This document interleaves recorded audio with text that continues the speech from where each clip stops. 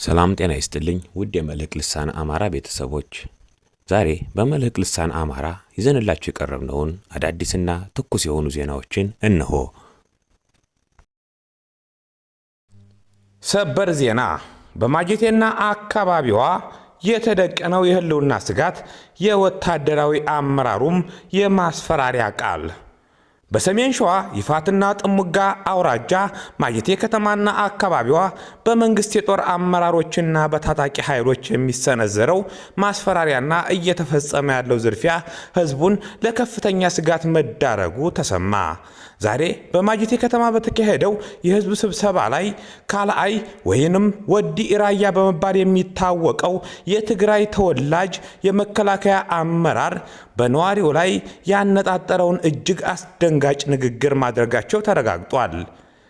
የጦር አመራሩ በስብሰባው ላይ ባስተላለፉት መልእክት ህዝቡ ከታችኛው ማህበረሰብ ጋር ሰላም ካልፈጠረ ሊደርስ ለሚችለው ጥቃት ተጠያቂ ራሱ መሆኑን ገልጸዋል። አመራሩ ሲናገሩ የሀገር ሽማግሌ መርጣችሁ ሰላም ካልፈጠራችሁ ይዘን የመጣ ነው የኦሮሚያ ምንሻ ነው፣ የሚደርስባችሁ ጉዳት ማንም ተጠያቂ አይሆንም በማለት ህዝቡን አሸብረዋል። ይህ ንግግር በንጹሃን ላይ የሚፈጸመው ጥቃት አረንጓዴ መብራት ከመስጣት የማይተናነስ መሆኑን የገለጹት የዜና ምንጮቻችን የብልጽግና መንግስት አማራው እንደማይመርጠው ስለሚያውቅ የኦሮሞ ታጣቂዎች ንብረት እንዲዘርፉና ጭፍጨፋውን እንዲያካሄዱ ሽፋን እየሰጠ መሆኑን አመራሩ በግልጽ መናገራቸውን አክለው ገልጸዋል። አመራሩ ህዝቡን ተስፋ ለማስቆረጥ ባደረጉት ንግግር ፋኖ በሌሎች አካባቢዎች መጽዳቱን የቀረው የማጀቴ ላይ ብቻ እንደሆነ በመጥቀስ የውሸት ፕሮፓጋንዳም ነዝተዋል።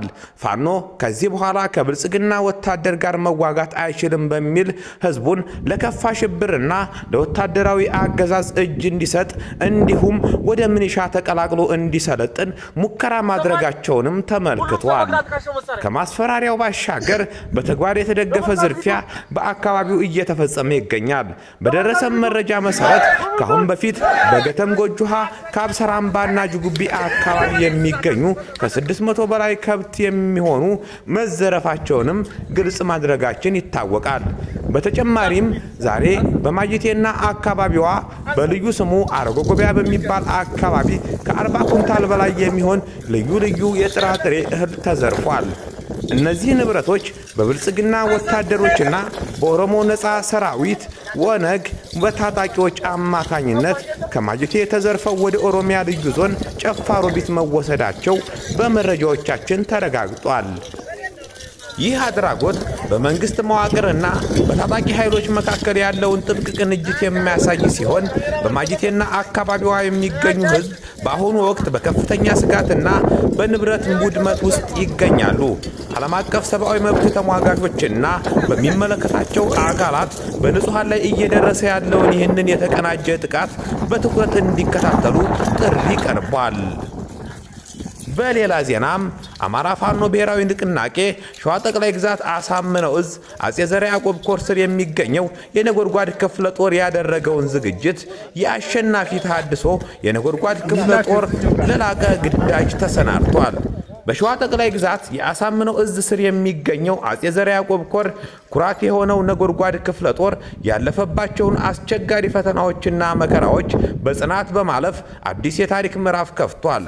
ክፍለ ጦሩ ባደረገው መጠነ ሰፊ ልዩ ተሃድሶ የነበረበትን ፈተና ወደ ጥንካሬ፣ ውጣ ውረዱን ደግሞ ወደ ልምድ በመለወጥ ሙሉ በሙሉ ወደ ቀድሞ ግርማ ሞገሱ ተመልሷል። የአባላቱን የውጊያ ስነ ልቦና፣ የአካል ብቃትና የታክቲክ ክህሎት ከፍ ከሚያደርግ ጥልቅ ስልጠናም ተጠናቋል። ክፍለ ጦሩ በፈተናዎቹ ውስጥ አልፎ የገነባው የውስጥ አንድነትና ለዓላማ የመታመን እሴት ይበልጥ ጎልብቷል። በአሁኑ ወቅት ክፍለ ጦሩ በማንኛውም ሰዓትና በማንኛውም ግንባር የሚሰጠውን ድርጅታዊ ግዳጅ በብቃት ለመወጣት የሚያስችል ሙሉ ቁመና ላይ ይገኛል።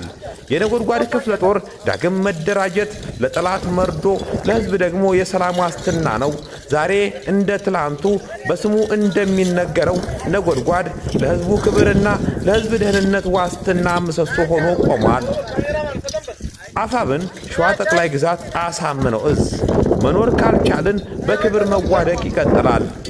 ትንታጉ የጦር ጠበብት አርበኛ ደሳለኝ ሲያስብ ሸዋ ከልጆቹ ጋር አማራነትን ለማጽናት በክብር ሲዋደቁ ለነበሩት ጀግኖች የተደረገ መታሰቢያ ፕሮግራም በመገኘት መልእክቱን አስተላልፈዋል።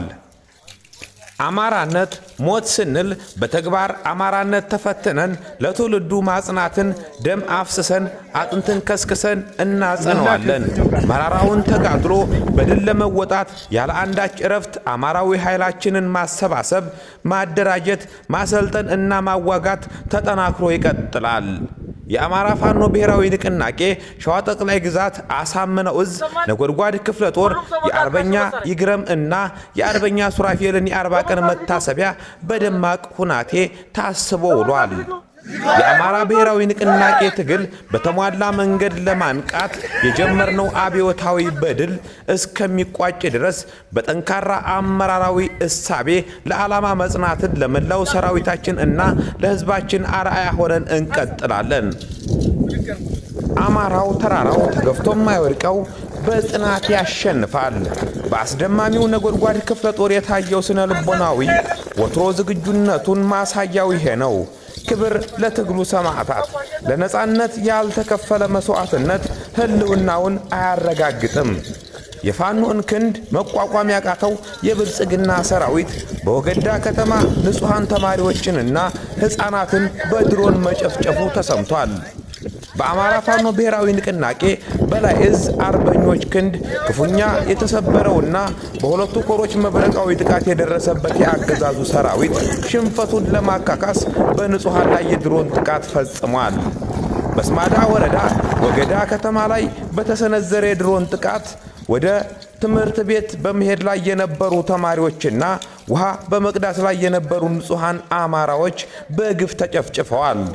በአማራ ፋኖ ብሔራዊ ንቅናቄ ጎንደር ጠቅላይ ግዛት በላይ ዘለቀ ዕዝ ስር ከወንድማማቾች ሜጀር ጄኔራል ውባንተ አባተ እና ከፍ ያለው ደሴ ኮር የተውጣጡ የፋኖ አሃዶች በተቀናጀ ድንቅ ወታደራዊ ጥበብ ሚያዝያ 28 ቀን 2018 ዓመተ ምህረት ከሰማዳ እስከ ወለላ ባህር በወሰዱት እርምጃ አይቀጡ ቅጣት የተቀጣው የብልጽግና ኃይል ቂሙን በንጹሃን ላይ ተወጥቷል።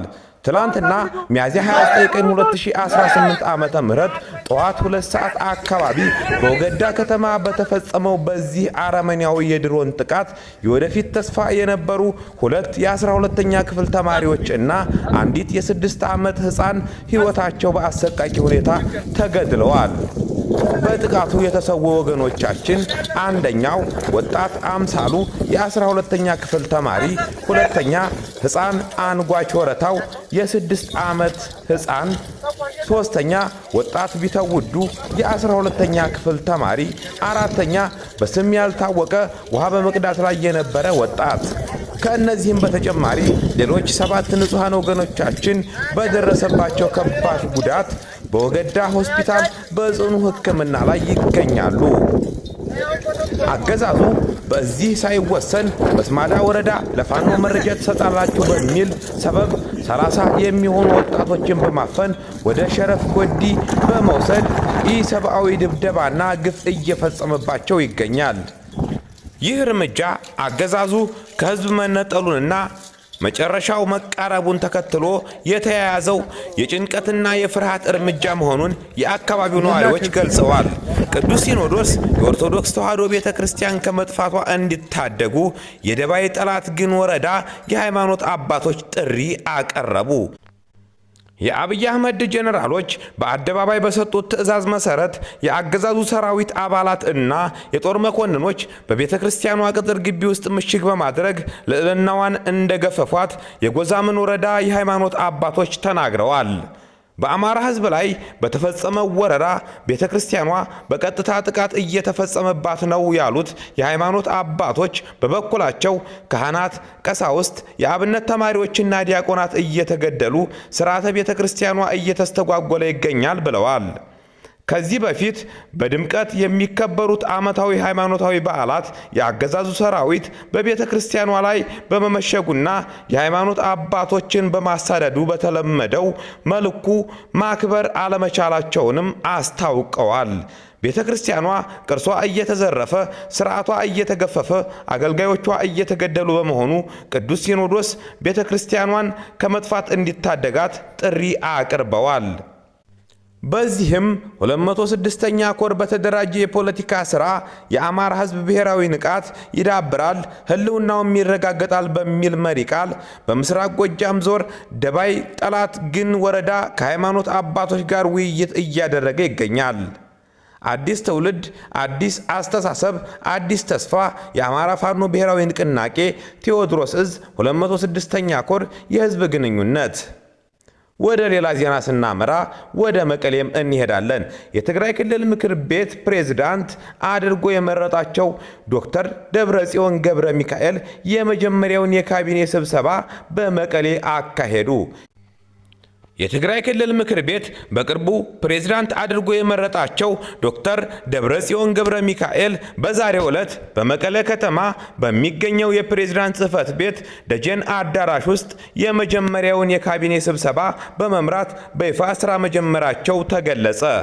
የክልሉ ካቢኔ ሰብሳቢዎቹን በሚያካሄድበት በዚህ አዳራሽ የተደረገው የካቢኔ ስብሰባ ትኩረት ያደረገው በትግራይ ክልል እየተከናወኑ ባሉ የድህረ ጦርነት የማገገም ጥረቶች ላይ ሲሆን በተለይም ቅድሚያ የሚሰጣቸው አስተዳደራዊ ጉዳዮች፣ ተቋማትን መልሶ መገንባት እና የማህበራዊ አገልግሎት አቅርቦት ላይ ውይይት መደረጉን አስተዳደሩ አስታውቀዋል። ይህ ክስተት የተከናወነው የትግራይ ክልል ከጦርነት በፊት የነበረው ምክር ቤት በድጋሜ በመቋቋም በጥቂት ቀናት ውስጥ ነው። የምክር ቤቱ ዳግም መቋቋም በፌዴራል መንግስት እውቅና ከተሰጠው የትግራይ ጊዜያዊ አስተዳደር እና የፖለቲካ ውጥረት መፈጠሩን ብዙዎች በመግለጽ ላይ ይገኛሉ። ለዛሬ ይዘንላችሁ የቀረብነውን መረጃዎች እነኝህን ይመስሉ ነበር። በሌላ መረጃዎቻችን እስከምንገናኝ በቸር ቆዩን። ለቻናሉ አዲስ የሆናችሁ የደወል ምልክቷን በመጫን ቤተሰብ ይሁኑን። ትኩስ መረጃ እንዲደርሳችሁ ላይክ ማድረጋችሁን አትርሱ። ለሌሎችም እንዲደርስ ሼር በማድረግ ቻናላችንን አስተዋውቁልን። እናመሰግናለን።